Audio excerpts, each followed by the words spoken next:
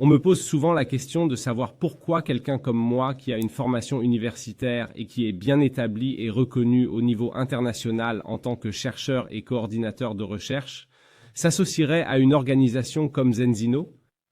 La réponse est assez simple, mais il va me falloir quelques instants pour l'expliquer.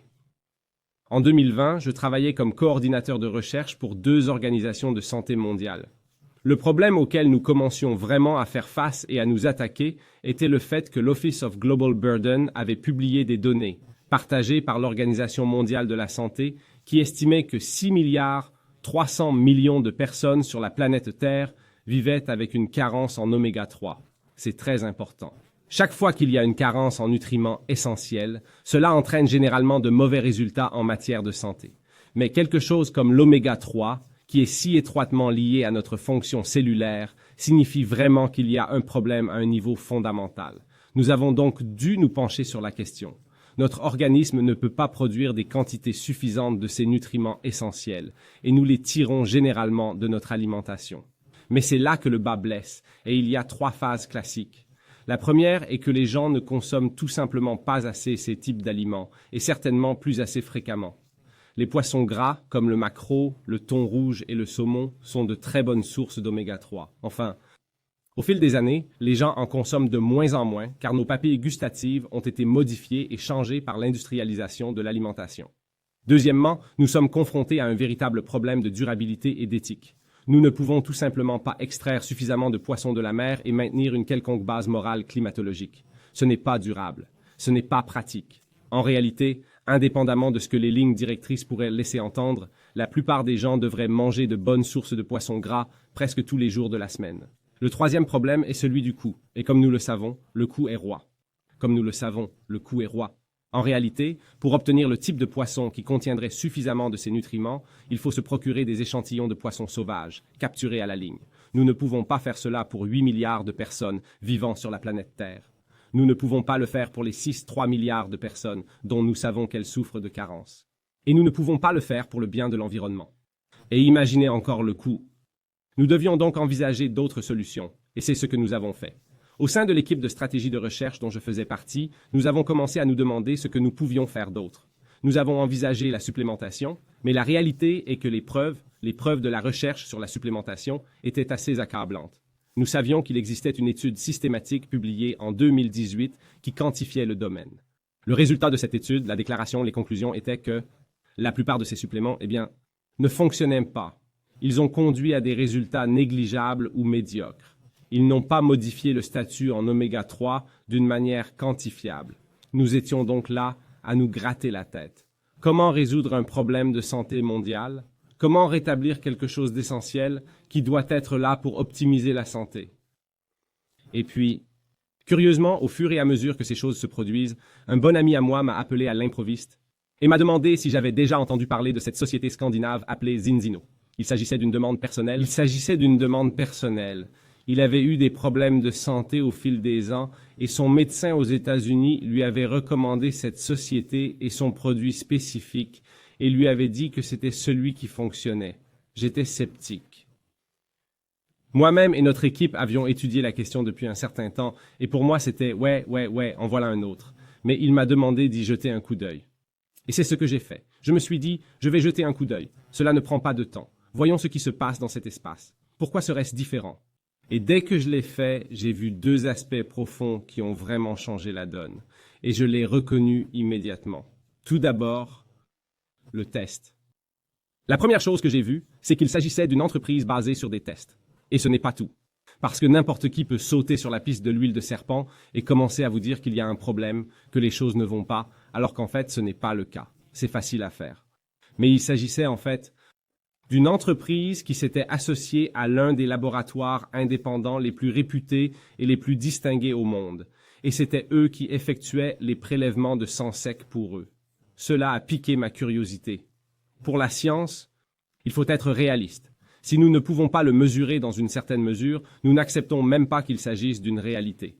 Et nous aimons tester et tester encore pour voir comment quelque chose résiste à un examen minutieux.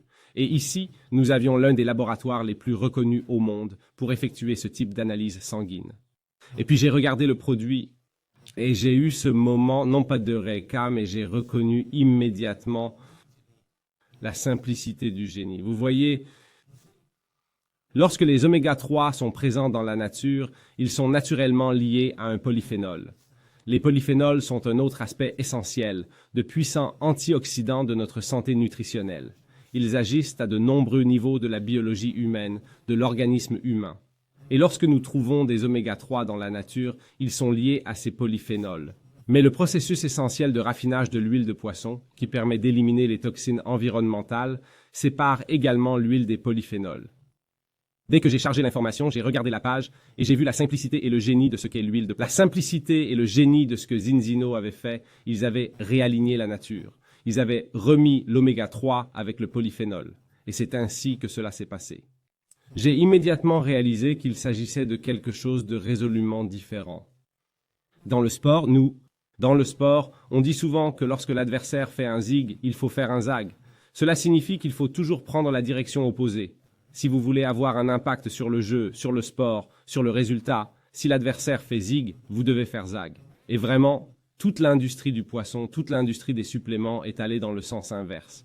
Tout le monde s'est engagé dans la même voie. Tout le monde essayait d'augmenter les quantités totales dans le but d'accroître les quantités d'oméga 3 en circulation. Mais cela n'a pas fonctionné. Cela ne fonctionnait pas. Nous savons pourquoi cela ne fonctionne pas. Et pour les personnes qui s'y essaient, cela se traduit généralement par des problèmes gastriques, de l'inconfort, des plaintes, et elles se désengagent avec peu ou pas de résultats significatifs en ce qui concerne leur santé. Zinzino avait fait zag, ils ont joué dans l'espace ouvert. Ils ont vu l'opportunité de faire les choses différemment. Mais surtout, ils ont compris quelle différence il fallait faire. Et en appliquant ce simple génie de lier à nouveau l'oméga 3 au polyphénol, vous disposiez maintenant d'un supplément entièrement fonctionnel qui pouvait apporter un changement, une modification et une amélioration à votre statut en oméga 3. À votre statut d'oméga 3. À partir de ce moment-là, j'ai été séduite parce que notre rôle en tant que science est de permettre à nos sociétés de mieux vivre, d'être en meilleure santé. Il nous incombe de partager nos connaissances et nos informations, les résultats de nos recherches, afin que les gens puissent vivre mieux. Mais ce qui m'a toujours frustré, c'est qu'il fallait tant de temps pour que notre message passe de la littérature évaluée par les pairs à un changement dans le monde réel. Et ici, j'ai vu une organisation qui s'impliquait directement dans la facilitation de ce changement. Je me souviens toujours d'un de mes anciens professeurs qui disait que la raison pour laquelle nous menons des expériences avec 10, 20 ou 100 personnes, c'est que nous ne pouvons pas mesurer le monde entier. Zinzino a pris un chemin différent et a décidé de mesurer le monde entier et de lui dire ensuite comment faire les choses différemment. Pour moi, c'était donc l'occasion de me brancher directement et de commencer à apporter des changements positifs manifestes aux résultats en matière de santé. Zinzino avait l'ascendant sur le monde. Ils avaient les yeux et les oreilles du monde. Ils étaient à l'avant-garde de la nutrition basée sur des tests. Nous sommes aujourd'hui à l'avant-garde. Nous le savons parce que nous nous nourrissons et que nous empruntons de nouvelles voies. Nous sommes tellement en avance aujourd'hui que nos idées et nos développements sont planifiés pour les 5 à 10 prochaines années. Nous savons ce que nous faisons bien aujourd'hui. Nous avons les normes les plus élevées possibles et il nous incombe de maintenir ces normes dans tout ce que nous faisons au fur et à mesure que nous avançons. C'est ce qui est passionnant, bâtir sur l'excellence. Nous sommes déjà en train de changer la santé à l'échelle mondiale. Une cellule à la fois, un humain à la fois, un test à la fois. À la fois, un humain à la fois, un test à la fois. Et à mesure que nous avançons, nous avons l'intention d'en faire encore plus. Mais l'essentiel est de remettre les choses au centre à chaque fois et de se demander ce qui est au cœur même de ce qui compte. Le fait est que il n'y a jamais eu autant de foi et de confiance dans ce que la science a à partager. Mais il n'y a jamais eu aussi peu de confiance dans la façon dont la science est communiquée. Il y a tant de désinformation. Certaines sont délibérées, d'autres accidentelles, d'autres sont accidentelles. Une partie est due à la nature même d'une industrie qui a besoin de renouveler les titres des magazines et des journaux. Il nous incombe d'avoir des conversations directes avec le monde, de leur donner les moyens de passer un test, de mesurer quelque chose d'important, de pertinent, de significatif, et ensuite d'être capable de faire quelque chose de puissant à ce sujet. Parce que lorsque nous faisons cela, nous améliorons des vies, nous changeons des vies, nous enrichissons la vie, nous donnons aux gens les moyens de mieux vivre chaque jour, et cela constitue en soi un catalyseur. C'est en soi un mouvement mondial. Ainsi, chez Denzino, lorsque nous regardons vers l'avant, nous voyons un avenir dans lequel nous pouvons mesurer plus de choses de manière significative, les mesurer mieux, afin de vous permettre à tous non seulement de vivre mieux et de faire mieux, mais aussi de partager un meilleur message, de vivre d'une meilleure manière, d'avoir plus, de faire plus, d'être plus, de transmettre ce message à vos communautés et d'apporter un changement manifeste à l'échelle mondiale.